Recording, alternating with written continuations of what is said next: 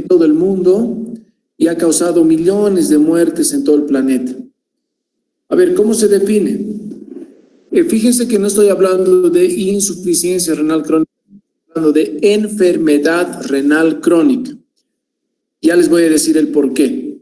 Afecta a 130 pacientes nuevos por cada 1.000.000 de habitantes. Es decir, 130 pacientes cada año en Cochabamba, más o menos, puede ser un poquito más, 150, se van a diagnosticar de enfermedad renal crónica. Y esto es una cosa importante porque más o menos la mitad de estos pacientes va a requerir un servicio de diálisis, ¿ya?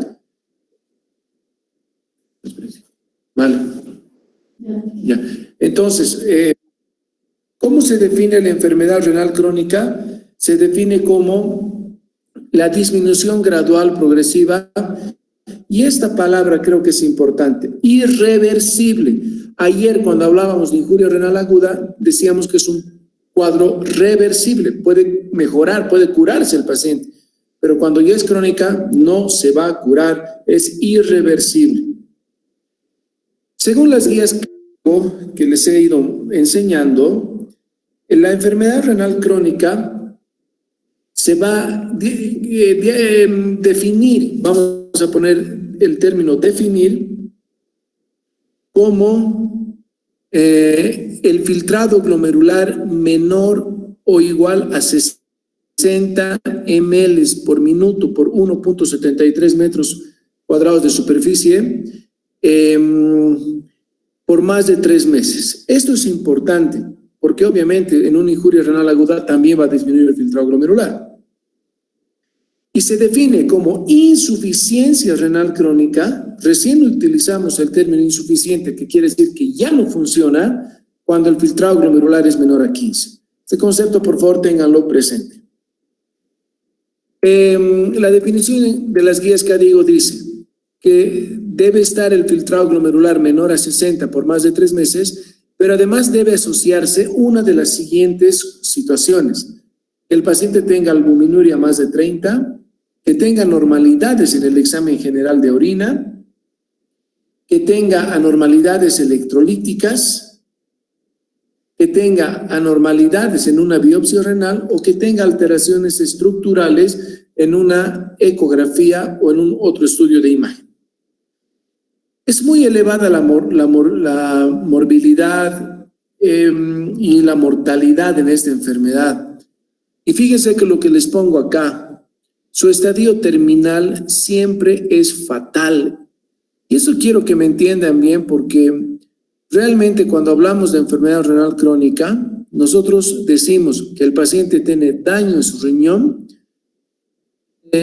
un compromiso familiar completo, ¿ya? Entonces, tiene muchas implicaciones afectivas, sociales, económicas. Voy a hacer un paréntesis y les voy a contar qué es lo que ha pasado en Bolivia. Yo empecé a trabajar en Bolivia como nefrólogo el año 2000, finales del 2006. Ya son 14 años. Y cuando llegué a Bolivia, me compré 2 máquinas de diálisis y empecé a hacer diálisis. Pero las diálisis tenían que ser privadas. No había posibilidad de que el gobierno pague las diálisis. Entonces el paciente hacía sus diálisis hasta que le alcance la plata en el bolsillo, así de grave, y luego se morían. Muy pocos podían llegar al trasplante de riñón. Muy bien, ¿qué es lo que ha pasado? El año 2014 el gobierno saca una ley, que es la ley de gratuidad de los servicios, antes que salga el SUS, por si acaso. El SUS ha salido recién en el 2019, si no me equivoco. Pero desde el 2014, justamente desde el mes de agosto, los pacientes en Bolivia ya no pagan por la diálisis. Cuando hacen un trámite, el paciente puede seguir dializando en un hospital público, en un hospital de la Seguridad Social o en un centro de convenio, ¿ya? Esto también en contexto. El filtrado glomerular calculado, que ya les he enseñado a calcular, se va a dividir de la siguiente forma. Si es mayor a 90, el estadio es 1. y si es 60-89, el estadio es 2. Pero si ustedes recuerdan la diapositiva donde decía que la definición es que esté menos de 60, es decir, acá, ¿por qué puede haber enfermedad renal si tiene un filtrado mayor?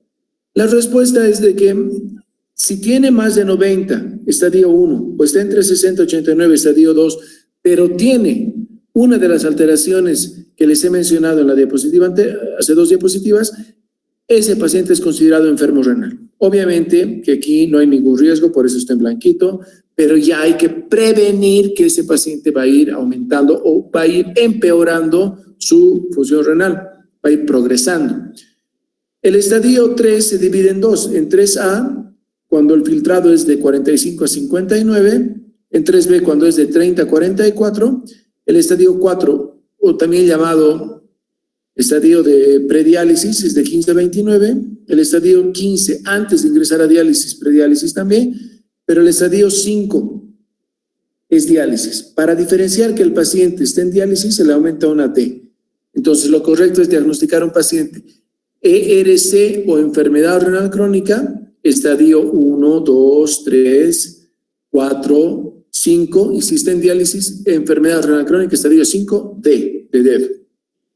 Muy bien, esa es la nomenclatura de las guías CADIGO. Ya se las enseñé en la primera clase, pero les vuelvo a poner. Aquí están los mismos estadios, porque esto está en inglés, por eso le ponen G, y aquí está con los mismos valores, pero también se le da mucha importancia a la albuminuria. Si la albuminuria no hay, es decir, está en rango normal, que es menor a 30 miligramos por gramo, entonces este paciente no tiene ningún problema. Pero es moderada si está entre 30 y 300 y es severa cuando está más de 300.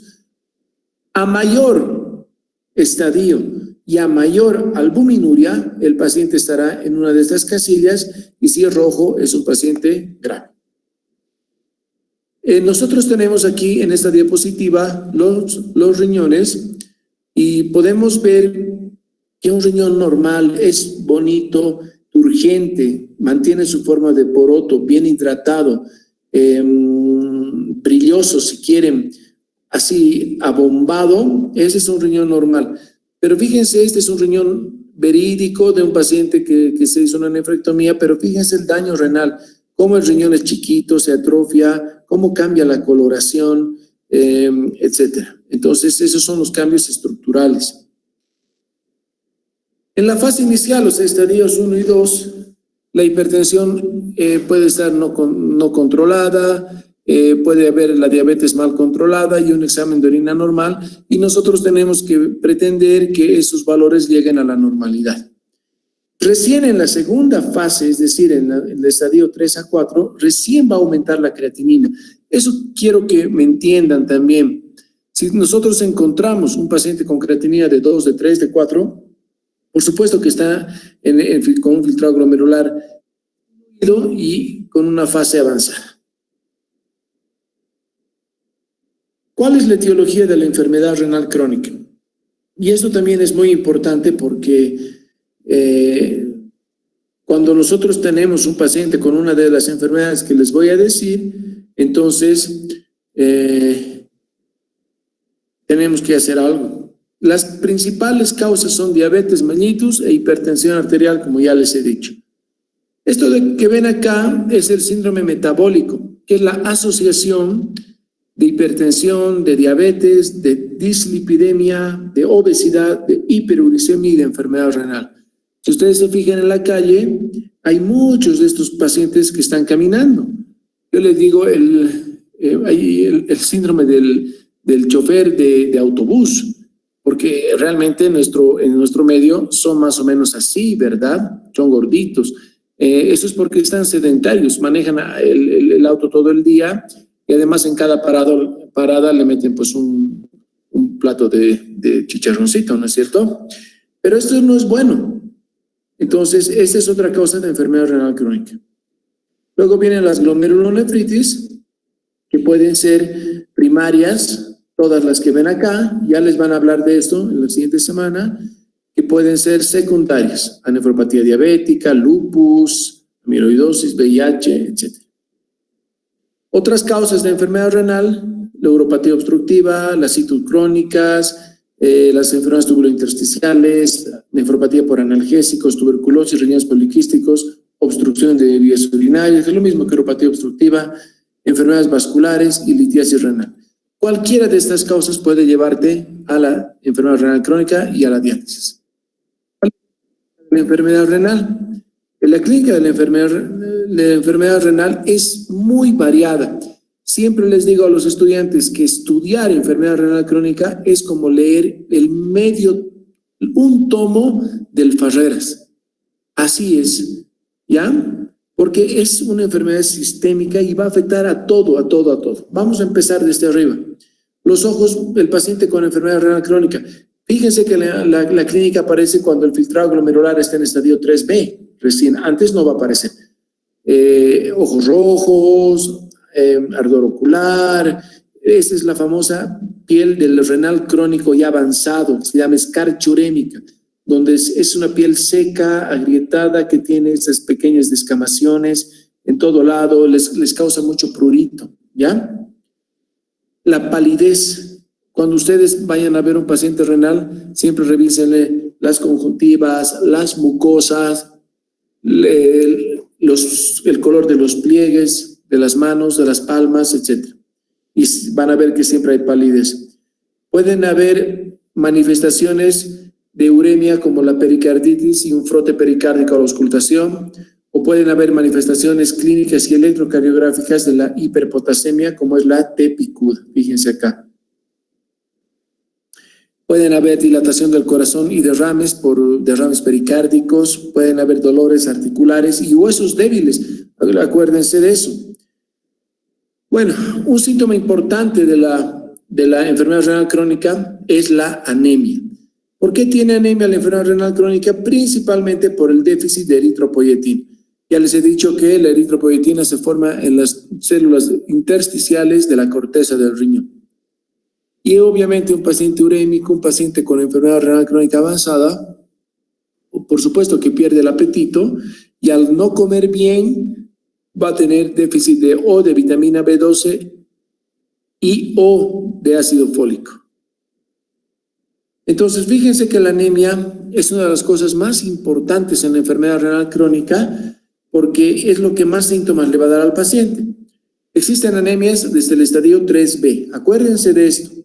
La hemoglobina puede ser menor a 12. Generalmente es normocítica, normocrómica, es multifactorial y el principal factor definitivamente es el déficit de eritropoyetina. ¿Ya?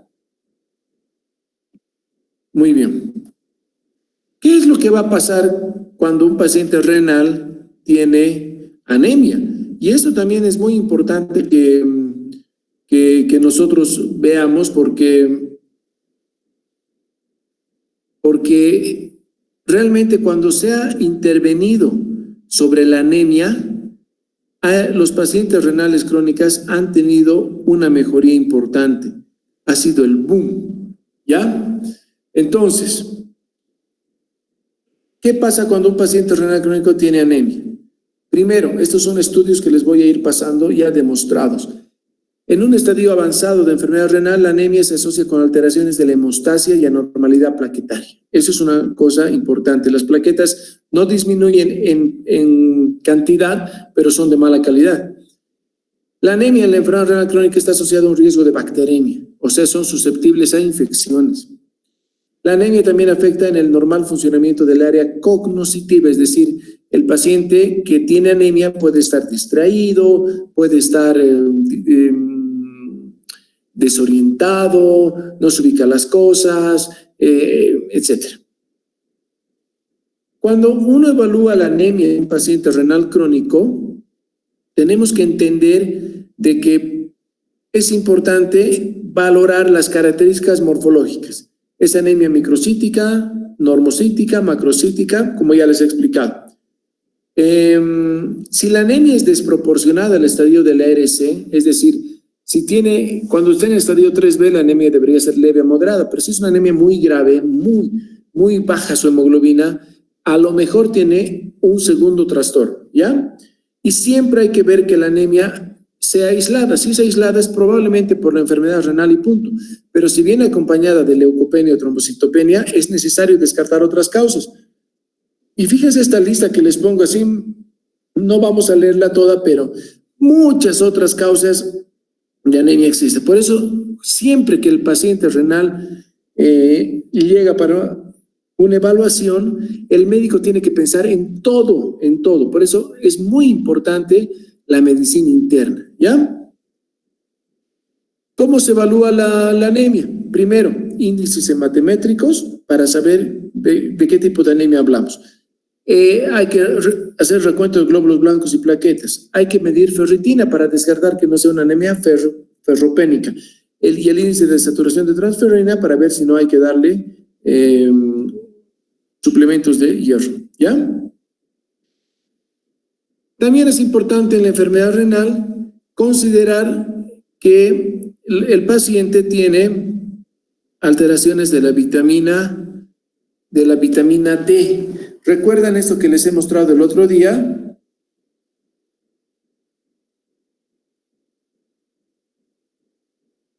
Muy bien.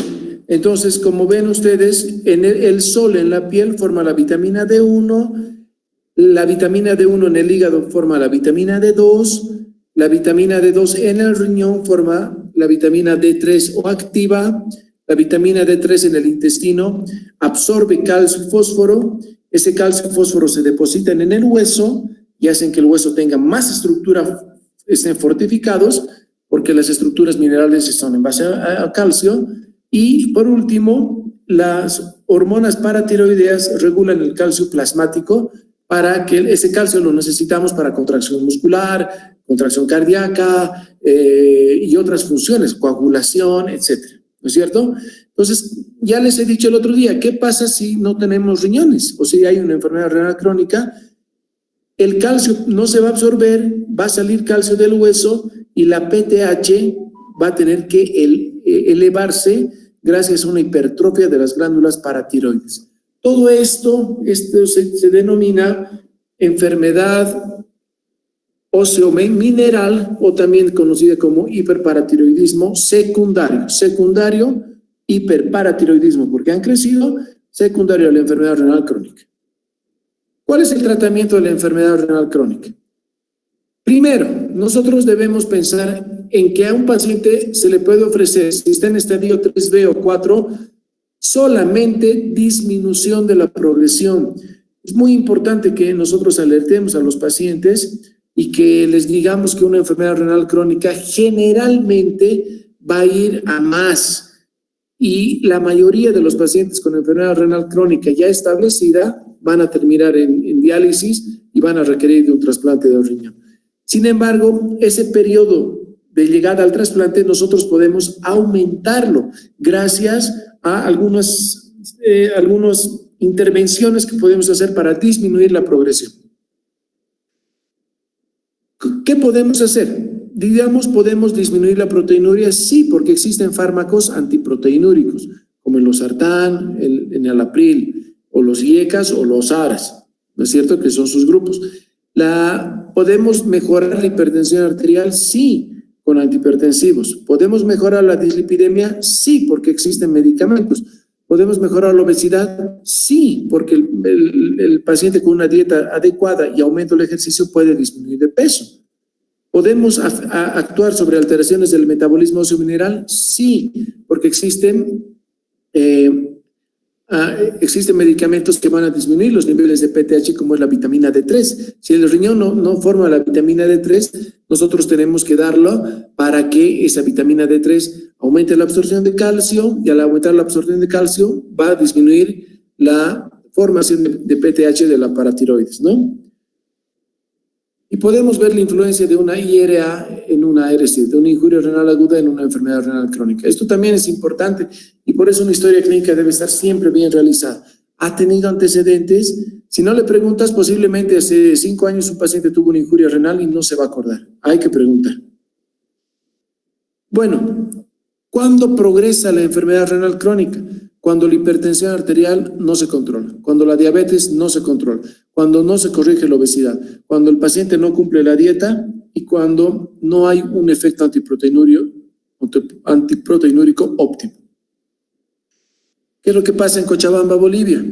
Los pacientes generalmente se caracterizan por comer mucho, entonces no hacen dieta, se les sube la presión, se les sube la glicemia, no bajan de peso, comen lo que quieren y obviamente pues progresan más rápido. Esto en todo el mundo, pero he visto que en Cochabamba progresan más rápido.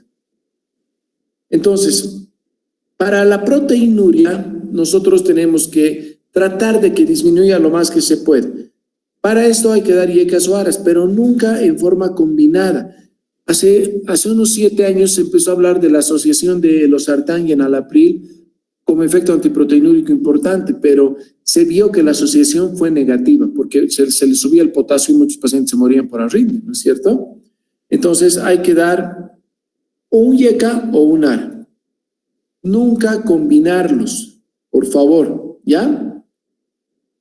Si el filtrado glomerular es menor a 30, es decir, el paciente está ingresando a un estadio 4, deben suspenderse cualquier tipo de medicación en base a yecas o aras por el riesgo de hipercalemia. El objetivo del tratamiento de la presión arterial es que el paciente tenga 140/90 o menos. Esto es importante según el 8º consenso del Joint National Committee, así se llama, la JNC. El objetivo del tratamiento de la dislipidemia, que tú puedes dar una estatina como atorvastatina o una rosuvastatina, es mantener el colesterol en lo posible por menos de 775 y el LDL, que entre comillas es el colesterol malo, bajarlo a menos de 100. Un paciente con enfermedad renal deberíamos pretender que su LDL esté en menos de 100 para disminuir el riesgo cardiovascular. Debemos tratar la anemia. Para tratar la anemia ¿qué va a pasar si tratas la anemia? Retrasas la progresión de la enfermedad y además disminuyes la hipertrofia ventricular izquierda, o sea, mejoras la función cardíaca. Estas son estrategias terapéuticas para alcanzar un nivel adecuado de hemoglobina. Si la hemoglobina es menor a 11, con un índice de saturación de transferrina menor a ambiente y una ferritina menor a 20% y una ferritina menor a 100, debemos dar hierro de preferencia intravenosa. Entiéndanme bien.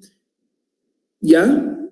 Cuando la ferritina y el índice de saturación de transferrina se encuentran en niveles adecuados, pero la hemoglobina es inferior a 11, se debe iniciar eritropoyetina. Quiero que me entiendan bien. Primero se da hierro y después se da eritropoyetina. Pero todo depende de que si tenemos o no una ferritina y un índice de saturación bajitos.